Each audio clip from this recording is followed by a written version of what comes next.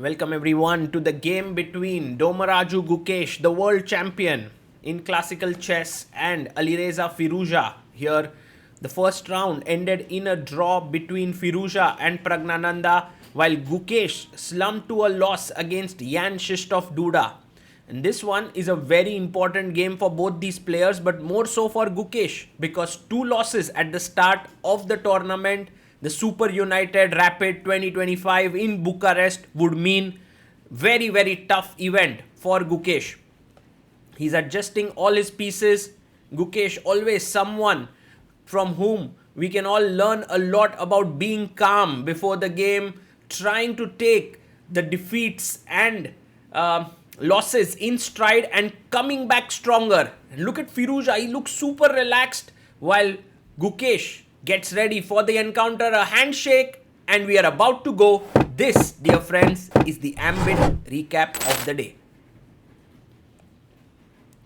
Gukesh opens the game with knight to f3 and Firouzja brings his knight out to f6. We have the pawn to g3. And let's see what Alireza does. Does he go d5? No, he goes symmetrical. He goes g6, bishop g2, bishop g7, and Gukesh pushes his pawn to c4. Black castles here. And will Gukesh castle? Will he push d4? Will he play knight c3? He goes knight to c3. And Firouzja plays his pawn to d6. The King's Indian defense is on the board. Wow, this is very exciting because King's Indian fianchetto variation always leads to exciting positions. It's quite clear that white has more space, the harmonious development, and black is trying to play in the center. e4 played here. Black takes pawn, knight takes on d4. And here rook goes to e8, putting pressure on the e4 point. h3 played. White would love to play bishop e3, queen c2 and bring the rooks together. But knight c5 instantly puts so much pressure on e4. Rook e1 is kind of forced here. Gukesh does play it. Rook to e1 and now pawn comes up to h6. Gukesh makes this slightly uncomfortable move f3, but I think this is all part of his preparation. Knight h5, attacking the g3 pawn here, and g4 is possible, but Gukesh goes knight e2. We already are in fresh terrain here, and the bishop comes out to e6, attacking the pawn on c4. White's position is filled with certain holes, but Gukesh is pushing now g4, knight goes back, and I believe he will also play his pawn to b3, defending the pawn on c4. This looks very interesting position because look at the bishop on g2.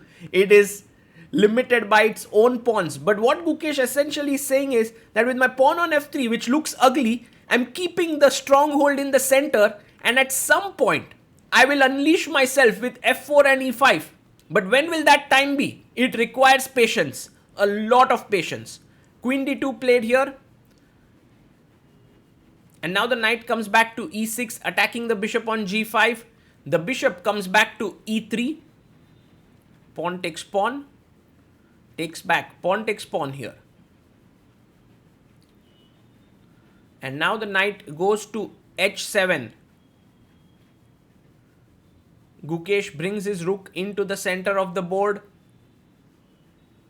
All of white pieces are nicely positioned. Pawn to a6 played by Alireza. And now Gukesh makes a not so great move, c5, because after d takes c5, queen d7, there's this stunning resource bishop d4, which is missed by Firouzja. So he goes bishop b5. He doesn't take it, which allows Gukesh to take the pawn on d6. A big miss, but that move was not at all easy. He takes the knight on e2, rook takes e2 possible, knight takes e2 also possible, he takes back with the knight. And now takes the pawn back. Clearly, this position looks very nice for white. The d6 pawn is super weak. Should we go and snatch it right now? Yes, he takes it. Queen takes d6 is on the board. And now queen a5 played. Alireza is like, okay, I give up the pawn. That's fine. But now I attack here. My bishop is strong. My knight is well placed. My rook is ready to come into the center. Queen a3 played. Not trading the queens. And Gukesh goes knight to c3. He's bringing his knight to the d5 square. Maybe you can take on c3, but Firouzja goes rook a d8, allowing the knight to jump in the center with knight d5. He plays it. Knight jumps into d5. And at this point, Firouzja does seem to be under a lot of pressure. He's a pawn down. He brings his knight. And here, can Gukesh now start pushing with f4? Maybe, but there's queen b4 he plays. He's offering a trade of queens. Queen a2 is hanging. Actually, very interesting move. Queen a2. Knight e7 check is in the air. Will Firouzja snatch this pawn? No, he goes queen b2. Firouzja also taking super risks, but it's a great move by him. Rook b1 played by Gukesh. Is there some ideas of knight e7 pushing the king to the h file and moving the king and trying to checkmate on the h file? Maybe. Snatching the pawn on a2. What's Gukesh going to do? He goes knight c3. He wants to trap the queen. Queen c2. Perhaps the only move here. Is the queen really trapped? He plays queen c2. Almost trapped. Rook b1. Rook b c1. Plays it. And now queen b2 possible, but there's rook e2 there. The rook is defended. Firouzja comes to d3. The best move in the position. And now Gukesh pushes the pawn in the center. Very important to play bishop f8 to hit the queen. This is a very important move, but he goes knight d5, which is a mistake. I wouldn't call it a blunder yet, but knight takes knight is the best move. He takes it. Well, Firouzja must take with the queen, allowing f4, but it's still a playable position. Instead, he blunders big time. Rook takes d5. Can Gukesh spot the blunder here? It's a big mistake. Can you spot it? Well, here, bishop f1 and the queen is trapped. Nothing more, nothing less. Gukesh, look at him. Zoning in. He seems to have caught his prey here. Bishop f1. Firouzja shaking his head. He's blundered big time. Look at this. The queen has just nowhere to go. Rook b5 played, trying to attack the queen here.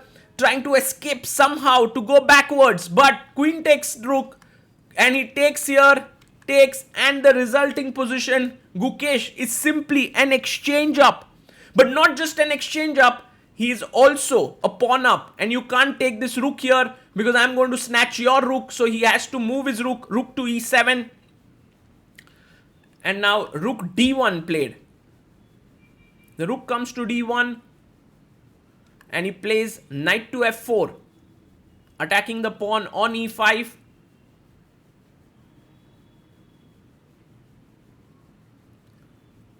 And here rook c8 played in the position. Where does the black king go? King g7. And you want to bring the other rook. You want to try and checkmate. But for now, the e5 pawn is hanging. So rook e8 played. A great move. Rook c7. And now can we jump in with our rooks? Well, he was about to place it. Rook to d8. And now the idea is rook g8, rook h8. And other rook moves to g8. Mate. Rook c1 check. Bishop goes back. It's time to resign perhaps. Or not. Firouzja still trying to escape here. So a check. King h7. Another check. He goes up and then blocks with the bishop eventually. So it's not a mate. Rook comes up to c3. Attacking the f3 and the b3 pawn. The bishop jumps in on c4. And he plays b5. Gukesh now plays a check. King h7. Rook checks. King comes up. And he takes the pawn on b5. Firouzja comes back with his bishop. And rook e8. Well, Gukesh had this check somewhere, which would have been super strong. But now he goes rook takes b3. Rook check. King h7. Where's the checkmate? Bishop c6 with the idea of bringing the bishop back to e4. A check here. King goes f2, f1, check, king f2, another check.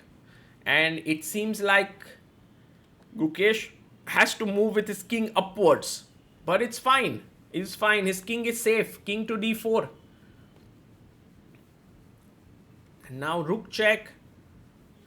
I believe this is the final accurate move. He has to find king c5. Oh, he's running with his king this way. Another check to the king. King b6 played. Gukesh has a very, very positive score against Firouzja in rapid chess. And perhaps that thing is going to extend today. King a6. This doesn't seem like Firouzja is going to. He goes bishop h6 with just a couple of seconds on the clock. And now bishop e4 check, king g7, and now the rook finally goes to d8, and there is no way to prevent this checkmate. There's absolutely no way no way around it. He gives another check. Gukesh is going to zigzag back with his king, and so Firouzja has lost it and he resigns. Gukesh scores a very, very important win, and I would say one of the most critical wins that he needed to score in this event. The reason is absolutely clear, because with this win, he has gotten on the scoreboard. Otherwise, he had started off with a loss, and you never want to start with two losses. So a great comeback win for Gukesh, putting back his pieces and getting ready for a big, big tournament ahead.